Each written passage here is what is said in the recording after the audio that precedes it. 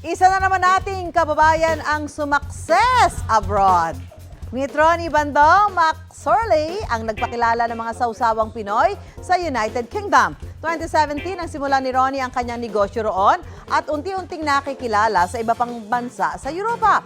Ilan sa crowd favorites ang kanyang homemade chili garlic oil, adobo sauce, calamansi marmalade, chili bean paste, at banana ketchup. Kwento ni Ronnie, may spot talaga sa UK ang Filipino cuisine. Nanalo nga raw ang kanyang relyenong manok dish sa isang Christmas show roon.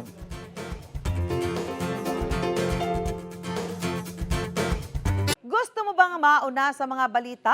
Mag-subscribe na sa GMA Integrated News sa YouTube at tumutok sa unang balita.